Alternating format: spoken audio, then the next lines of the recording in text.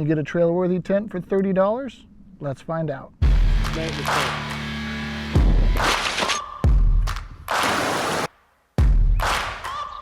What's up, Dirt Junkies? My name is Jeff, and thank you for stopping by Dose of Dirt. We're in the backyard today because before I take this new tent on the trail, I want to test it to make sure I can trust it.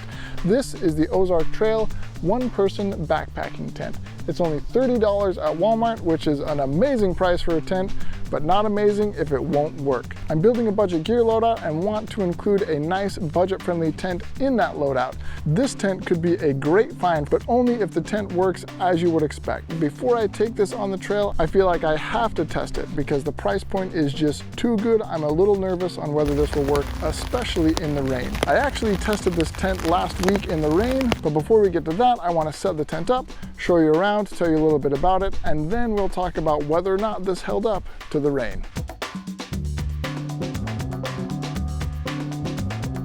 I'm gonna sit and have a drink.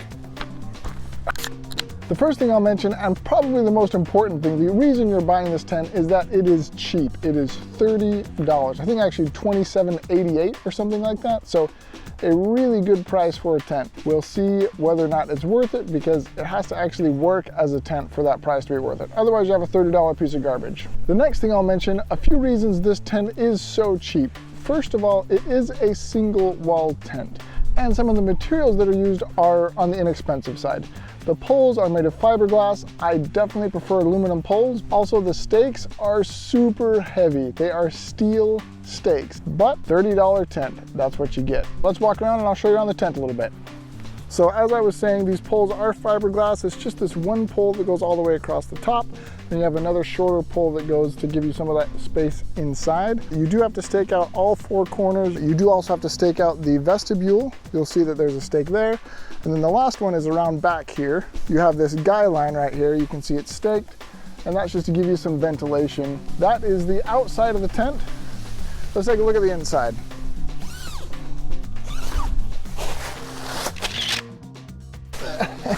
All right, let's roll this out of the way. You do have a toggle and loop over here to hold the door, which is nice. You'll see that there's another toggle and loop over here on this side to hold that door open. And there's one for this door as well if you want that all the way open. A couple things I'll note on the inside. I am 6 feet tall. Let me lay down, give you an idea of the size here. Feels like I've got maybe 8 to 10 inches above my head.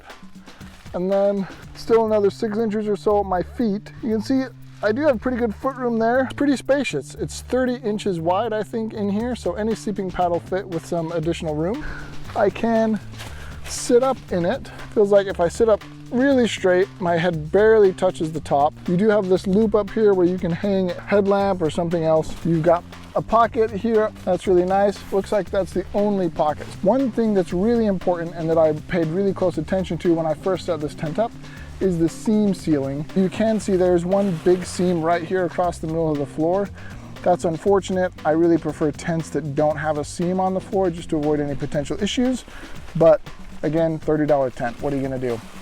It does look like all of these seams have been sealed. Here's that window we were talking about. That's just really to give you some ventilation. All right, let's get back out of the tent. So there's a quick show around the tent. Let's get to the rain test, what you really want to see about this tent. So I set the tent up. The first few days, the rain was not as heavy as I'd hoped.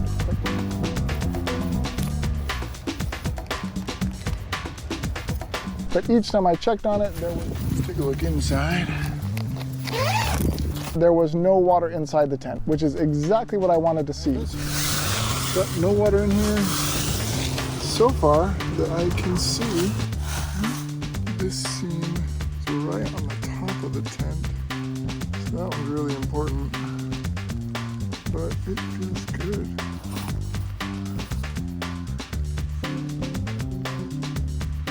Looking good, Ozark Trail. We'll leave it out here a little longer. Unfortunately, one night when I came out to check on it after the rain had been particularly heavy and it had been very windy, I found some water inside the tent.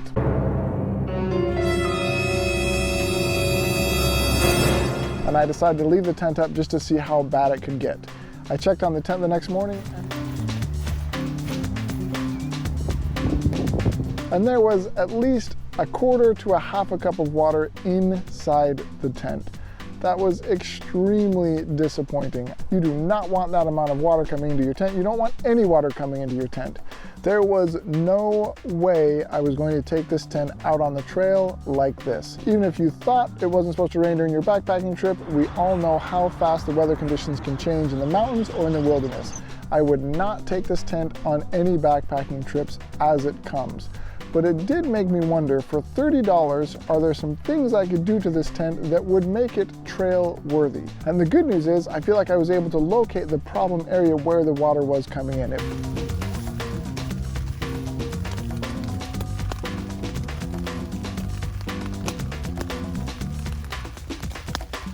See, that is not seam sealed.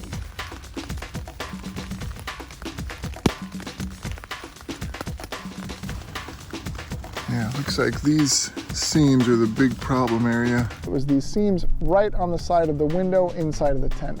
So I wondered if I could seal these seams, would that make this tent reliable on the trail and in the rain? To me, it was worth a shot. $30 of tent plus $7 of seam seal is still a really good deal for a tent. And that is exactly why I've set the tent up again in the backyard today, because I'm going to seal these seams. It's supposed to rain again next week after this video comes out, and I may set this tent up again just to test it in the rain after I've sealed the seams. So let's get the seam sealer out, let's get it done. The good news is I actually already had some seam sealer on hand that I ordered to seal another tent. I know I have a problem, but it's fantastic because that meant I already had the seam seal and I can use it on this tent as well. What I'm going to be using is this Gear Aid silicone tent sealant. So let's seal these seams, then I'll tell you a couple other things I don't love about the tent, but I think are fixable. Be right back.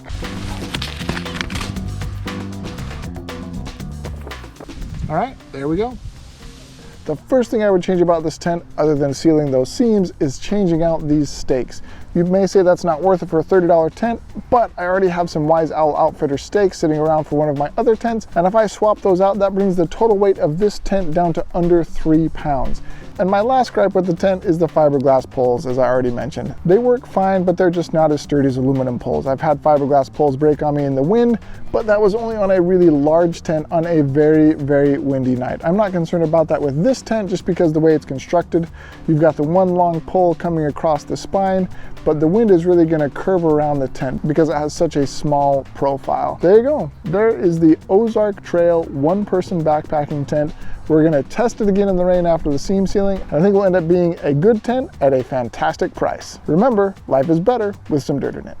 This one could work perfectly, but only if it works perfectly. That's weird. Can you stop it? Ouch. Ah, dang it.